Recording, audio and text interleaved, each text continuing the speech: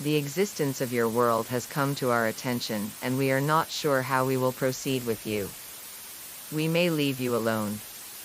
We may make contact and assist your growth. We may decide to domesticate you, or use you for food stock. We are sending an advance probe to ascertain your worthiness. We will be sending a probe to each of the dominant political powers.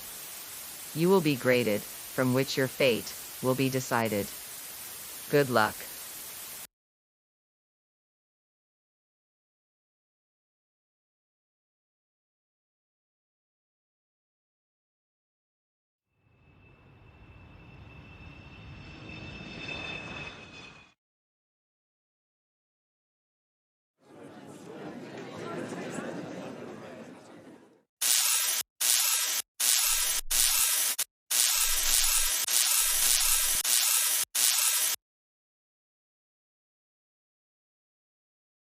Five of your selected leaders may speak. I will give a point for each acceptable response and 0 points for each unacceptable response. I might ask each speaker an additional question or two before making my decision. I will keep a running score of points earned, and it is cumulative. So far you have earned 3 points. The topic for this session is free speech. Does this country sanction free speech? We know it is sanctioned in your governmental documents. What I am looking to see is it actually practice. We will start now. First speaker. In practice, we allow free speech except when said speech endangers the public, like falsely screaming fire in a crowded theater. Also speech that incites violence, speech that promotes illegal actions, racist speech, and hate speech. What is racist speech? Once again, I am aware of formal definitions. I want you to give me an example of what you think is racist speech.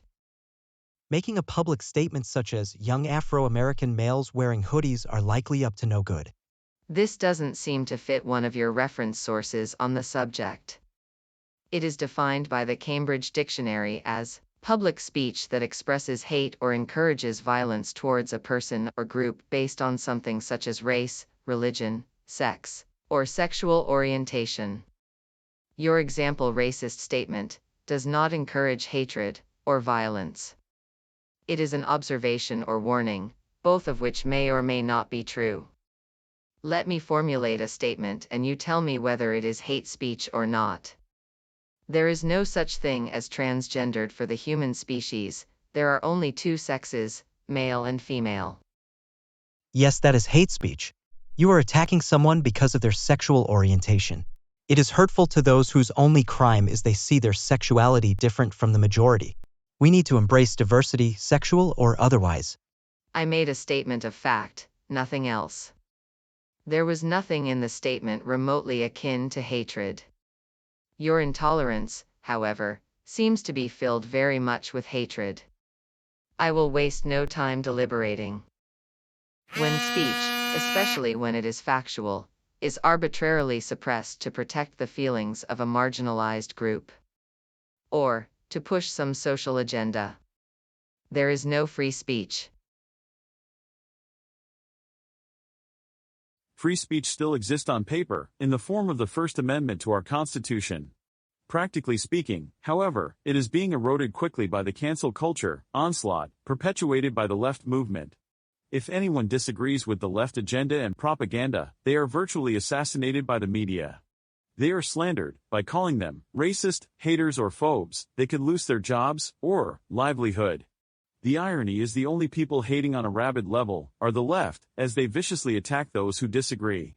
Give me an example of statements that fall under free speech. The first should be of a racial nature.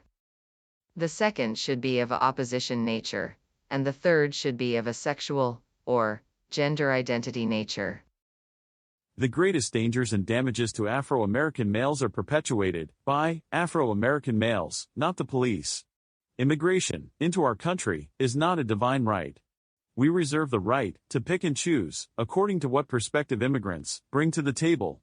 We as a species realize that there are only 2 sexes, and they are immutable. This truism should be taught to our children and reinforce in the everyday life of our society.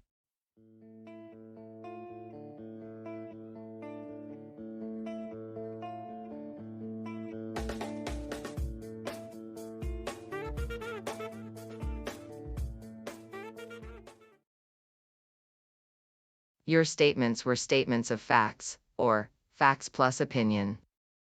There was nothing in them calling for violence, or hatred. There may be arguments, however, that refute the speaker's statements I accepted, or vindicate the speaker's statements I rejected. If someone feels they can either refute or vindicate, please speak. I will give an additional point for refutation, and 2 points for vindication. The statement about the Afro-American males is racist because it is taken out of context of the systemic racism Afro-American males face every day. It tries to lay the blame for the Afro-Americans' condition on themselves instead of the racist system that put them where they are and keeps them there. The police, with their stereotyping and brutal, often deadly raids into the Afro-American communities, wants to redirect these actions to a few problematic Afro-American young men. Well, you get no points for those illogical ramblings. You have, however, addressed the topic of whether your country sanctions free speech. Your opposition must find speeches, like you just made, very annoying and devoid of any logic, yet they allow you your free speech. It would seem that isn't the case with the so-called left. I, like my ancestors, have never had free speech in this country. There was no free speech during the centuries of slavery. There was no true free speech during the Jim Crow era. After the passing of the Civil Rights Bill, there was the illusion of free speech, leading up to today. In reality, we have been duped by the liberal left into thinking there was a such thing as a good or bad master. The slavers, bigots, and terrorists were the bad masters. The liberals were the good masters. The liberals have extorted our loyalty with a threat, stated or implied. That threat is, if we don't bend the knee to the liberal agenda, they will not protect us from the extreme right. As a Christian, I have more values in common with the conservatives than with the left. I suspect I would have also have more freedom of speech. My constituents and I need to explore what the conservatives have to offer. Until now, there was no need to offer anything, since Afro-Americans weren't going to vote for them regardless. Times, they are changing.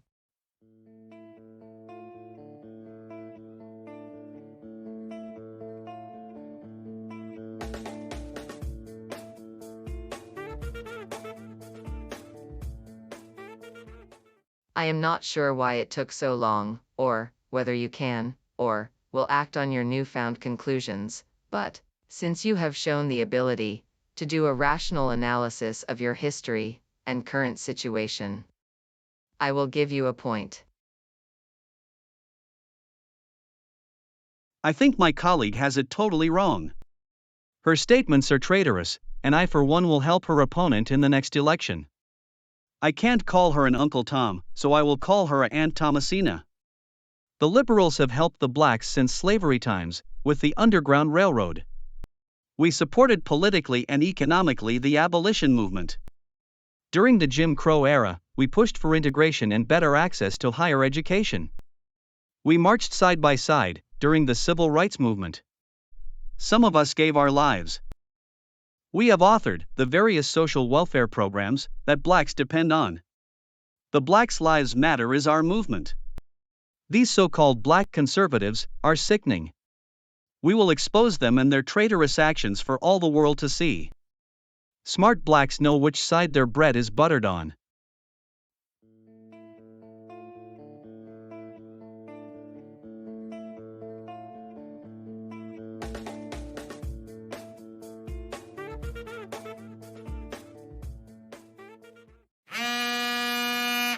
It is clear that the liberals were the good masters.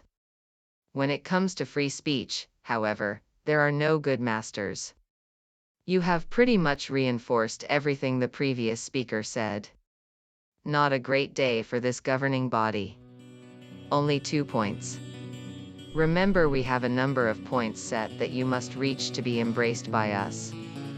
There is a lesser number of points that will have us leave you alone. But, if you fail to meet the minimum amount of points, we will not protect you from species who might come here and domesticate you and possibly eat you.